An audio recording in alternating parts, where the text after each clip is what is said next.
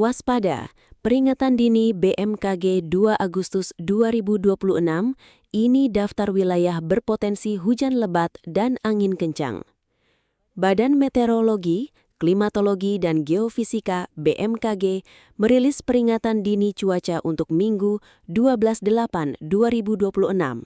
Sejumlah provinsi di Indonesia berpotensi mengalami hujan hingga fenomena angin kencang.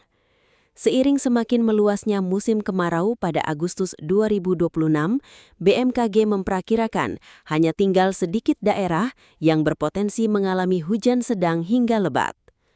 Namun, BMKG memperingatkan cuaca buruk berupa angin kencang berpotensi terjadi di sejumlah wilayah. BMKG menghimbau warga yang berada di wilayah dengan level peringatan waspada atau berpotensi hujan sedang hingga lebat mewaspadai potensi dampak bencana hidrometeorologi seperti genangan, luapan sungai, dan longsor. Sedangkan di daerah berstatus siaga, berpotensi hujan lebat hingga sangat lebat, masyarakat diharapkan mewaspadai potensi bencana hidrometeorologi seperti banjir, banjir bandang, dan tanah longsor yang dapat berdampak signifikan pada layanan publik dan infrastruktur. Berikut wilayah-wilayah yang masuk dalam peringatan dini cuaca BMKG untuk 2 Agustus 2026 sebagaimana dilansir media sosial resmi BMKG. Waspada, hujan sedang hingga lebat, Riau, Kepulauan Riau, Sumatera Selatan, Jawa Barat, Papua Tengah. Siaga, hujan lebat hingga sangat lebat, Aceh, Sumatera Utara, Sumatera Barat, Bengkulu. Angin kencang, Aceh, Bali, Jawa Timur, Bangka Belitung, Lampung, Maluku, Nusa Tenggara Timur, Papua Barat, Sulawesi Selatan, Sulawesi Tenggara, Sulawesi Utara. Gempa bumi kembali mengguncang wilayah Gorontalo pada Minggu petang 2 Agustus 2026. Berdasarkan informasi awal dari BMKG, gempa berkekuatan magnitudo 3,0 terjadi pada pukul 18.20 WIB. Lokasi gempa berada di koordinat 0,06 lintang selatan dan 123,46 bujur timur. Pusat gempa terdeteksi sekitar 75 km tenggara Bone Bolango, Gorontalo dengan kedalaman 67 km. Gempa ini tergolong sebagai gempa menengah karena terjadi pada kedalaman 67 km. Gempa dengan kedalaman seperti ini umumnya dipicu oleh aktivitas tektonik di bawah permukaan dan cenderung memiliki dampak yang lebih kecil dibandingkan gempa dangkal. Hingga saat ini belum ada laporan resmi mengenai kerusakan bangunan maupun korban jiwa akibat gempa tersebut. Dengan magnitudo yang relatif kecil, potensi dampak signifikan diperkirakan rendah.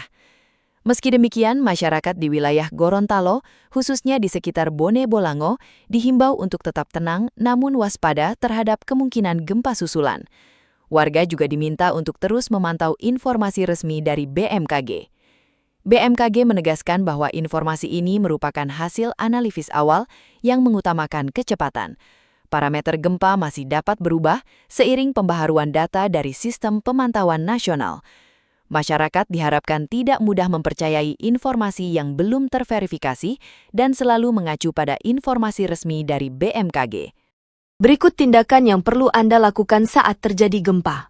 Saat gempa terjadi, berusahalah untuk tidak panik dan tetap tenang.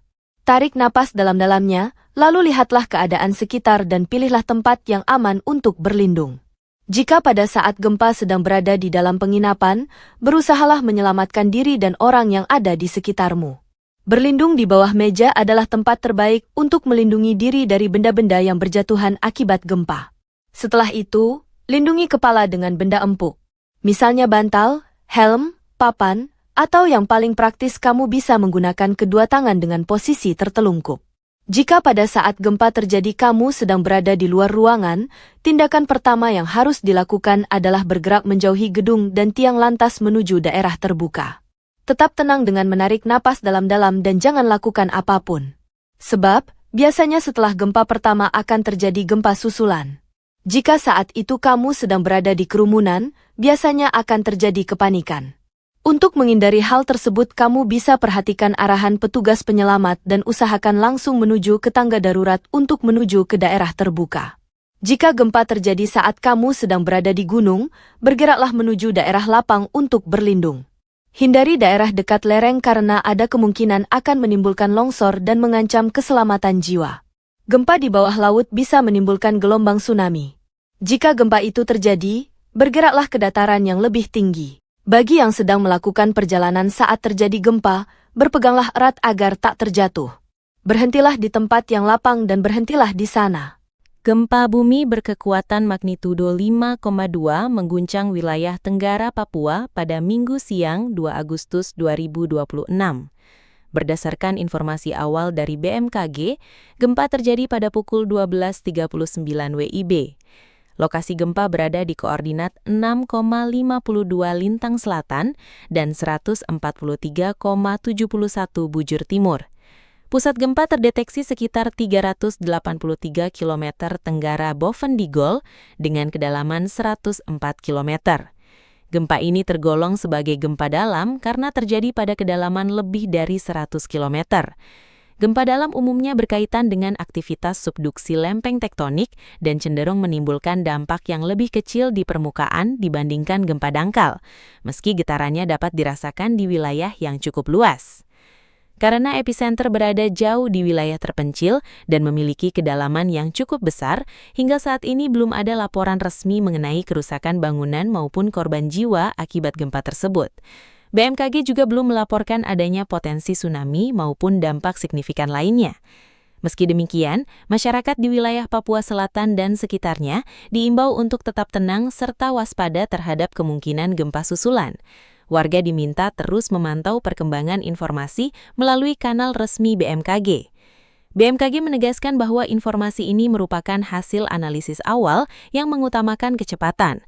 Parameter gempa masih dapat berubah seiring pembaruan data dari Sistem Pemantauan Nasional. Masyarakat diharapkan tidak mudah mempercayai informasi yang belum terverifikasi dan selalu mengacu pada informasi resmi dari BMKG. Berdasarkan skala MMI yang dikutip dari laman BMKG, berikut info MMI yang dapat dipelajari. 1. MMI. Getaran gempa tidak dapat dirasakan kecuali dalam keadaan luar biasa oleh beberapa orang. 2. MMI. Getaran atau goncangan gempa dirasakan oleh beberapa orang, benda-benda ringan yang digantung seperti lampu gantung bergoyang. 3. MMI. Getaran gempa dirasakan nyata dalam rumah. Getaran terasa seakan-akan ada naik di dalam truk yang berjalan. 4. MMI. Pada saat siang hari dapat dirasakan oleh orang banyak di dalam rumah, di luar rumah oleh beberapa orang, gerabah pecah, jendela pintu bergoyang hingga berderik dan dinding berbunyi. 5. MMI.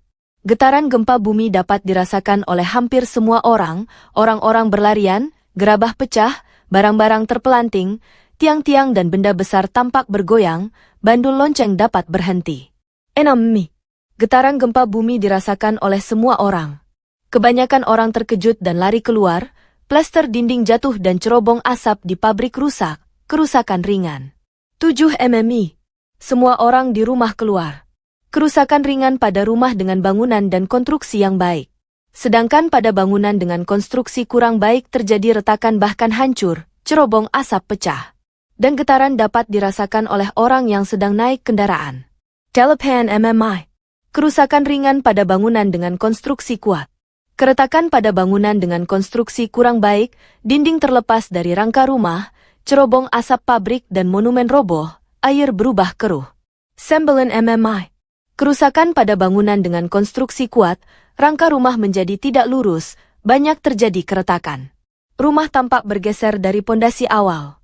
Pipi-pipa dalam rumah putus. 10. MMI. Bangunan dari kayu yang kuat rusak, rangka rumah lepas dari pondamennya, tanah terbelah rel melengkung, tanah longsor di tiap-tiap sungai dan di tanah-tanah yang curam. 11. MMI. Bangunan-bangunan yang sedikit yang masih berdiri. Jembatan rusak, terjadi lembah.